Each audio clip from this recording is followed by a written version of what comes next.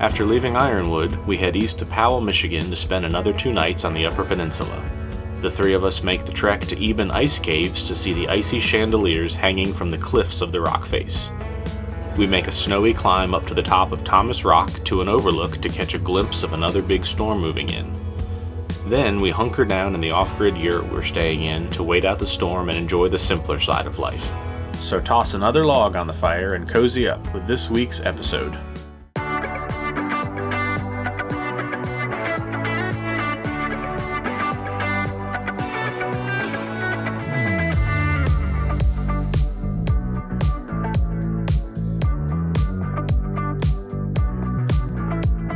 We are at the Eben Ice Caves trailhead. It's about 2.2 miles out and back, and we should get to see some pretty cool ice caves, as the name suggests.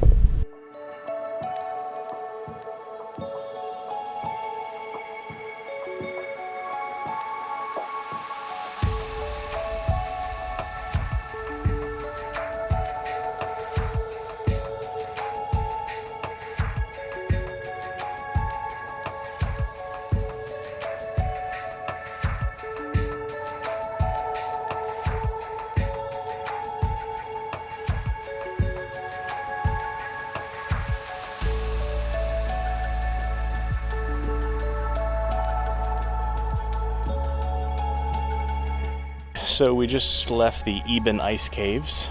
Unfortunately, even though it was a Monday, there were still a ton of people here and kids sliding around everywhere. I took us on a wrong turn and took Candace down quite a steep embankment of nothing but ice and only a couple of trees, and then we found out that it was actually 10 times easier. Yeah, I kind of think people were just like having fun and sledding down that way, because there did look like there was a path, but that was not the way. It was literally like 20 more feet. Yeah, that's what you get when you just follow people. I should have known better than that, but we think Riley is in desperate need of a restroom, so we're going to kind of cut this short and hightail it back. She's back there hanging out, made lots of good friends, so you need micro spikes here. Sticks would be helpful. The first mile or whatever seems super easy, and then out of nowhere it just gets... Yeah, the first mile was literally totally flat, just packed snow. Just walking through the trees, as you guys saw. But yeah, definitely worth coming. Be prepared. It's a little sketchy. Yeah. Candace did a great job. Riley did a great job. I give myself a C- for making a wrong turn. But all right, let's get back to the car.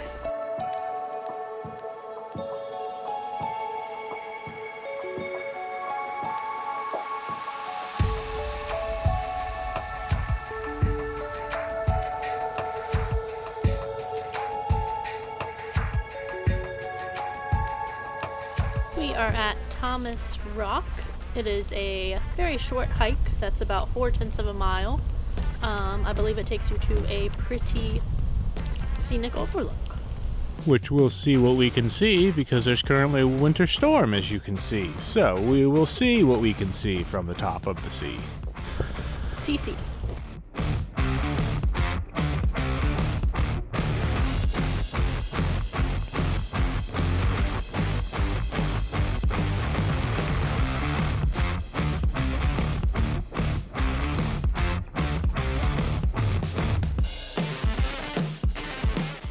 We made it to the top. As you can see, you can't see a lot, but over in the distance, this big bay, and it's currently snowing a little bit more, and I think there might be some ice mixed in. So we're gonna head on back to the car. You ready, Beans?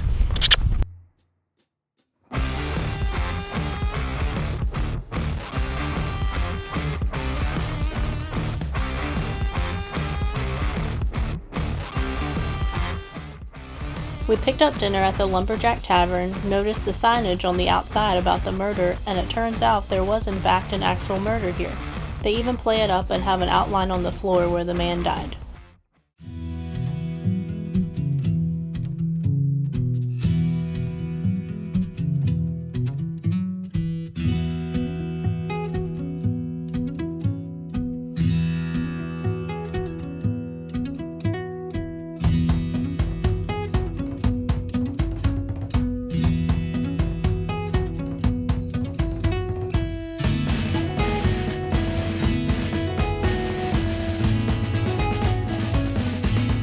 to the Yellow Dog Yurt on the Yellow Dog River in the Upper Peninsula of Michigan. This yurt is located in Powell, Michigan, which is like 30 minutes north of Marquette, Michigan. We've been staying here for a couple of days and we've really loved our time here, so we wanted to give a quick little tour of where we've been staying. If you hear that noise, it's snow falling off of the roof, not someone trying to attack us from the outside. But first off, I'll just show off the bedroom area. Comes with a cute little puppy. You do have to take care of it while you're here.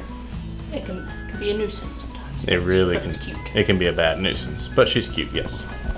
I believe that this is a double bed, but it's super comfy. For another sleeping option, they do have this loft up above me. I would say that this is more so for children than adults because you couldn't really stand up there if you're, over like 4 feet tall. But they do have another mattress up there for you to sleep on. And then over here, you've got a very nice size dining area. Good place to play games. I love the full little L-shaped bench seat. And then you also have your selection of chairs if you'd like to sit at one of these chairs at the table instead. And then here is your living quarters with your nice comfy couch and the heating source, the wood stove. It's kept us nice and toasty. It's about 102 in here right now. Another feature that I really like is this cool drying rack. So if you want to semi-wash some clothes and hang it up to dry, it can dry from the heat of the wood stove right beside it. And as far as the wood goes for the wood stove, they sell wood here for $10 for like a bundle or square, and one bundle pretty much fills up this whole ring right here, so it's a pretty good price. And then lastly, you've got your pretty nice size kitchen setup area. They've got a huge sink, tons of pots, pans, utensils, cups, everything you need to cook a meal with. So there is no running water here. Yeah, the way that it works is they have this big metal bin filled up full of water that operates as your sink. The water drains from the sink into a 5-gallon bucket that you dump outside, and then they had an extra 10 gallons of water stored underneath. So we were able to have access to 15 gallons, which was plenty. There's also no fridge, but they leave this very large cooler for you. It says that they leave it stocked with ice when you get here. There was no ice for us, but there's about 10 feet of snow outside, so we just threw some snow in there and called it a day. And then over here is the 2-burner propane stove. They have a good old-fashioned Coleman stove sitting on top of this very old-fashioned wood stove. There's actually another wood stove over here. They say they have a wood stove problem. Both of them are just decorative and they do not operate, but at least they're pretty to look at. So this is an off-grid yurt, meaning there's no electricity or anything like that. They do have, you can't really see them in the daylight, but they do have twinkle lights that go around the whole perimeter of the inside of the yurt. That's powered with a couple of battery packs. It doesn't provide a ton of light, but it does make it kind of cool looking in here. So we actually bought our little string of solar lights that we have, and we hung it up kind of on the loft, which provided a good amount of light, but we would recommend bringing some of your own like battery packs to charge things with. They also mentioned that the battery packs run the solar lights really well, but like if you try to charge your phone on their battery packs, it's going to kill the battery pack. We ran the twinkle lights almost the entire time we were here, and it never dropped below 75%, which is pretty incredible for almost 2 full days. You might be asking yourself the question that we always ask each other is, where's the bathroom? Well, for that, we're gonna head outside.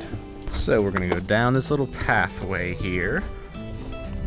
And at nighttime, they do have solar lights. So here is the outhouse for the yurt, and I know what you're thinking, okay, it's just an outhouse, no big deal, but this is a very picturesque outhouse because not only does it have a big window on the front, the whole side that faces the wood is also a giant window. So while you're sitting there doing your business, this is your view, which is pretty remarkable. So this yurt also has a wood-powered sauna available for your use. Candace and I took advantage of this twice yesterday. Little wood stove in the back, heats everything up, got a bucket for water. This was an incredible addition to the yurt, and we would highly recommend it. Look at her. You do have to take care of it while you're here. Here you have one of the most picturesque lighthouses. One of the most picturesque outhouses that I have ever seen. You might be asking the famous question that we somehow have to... You might be asking yourself the question that... On the Yellow Dog River in Upper Peninsula. In Upper Peninsula. I agree. They're pretty. Yeah, it's really nice just to stay in here and cook and pretend like you got 10 kids on the way. I don't know. Riley, stop looking at Papa.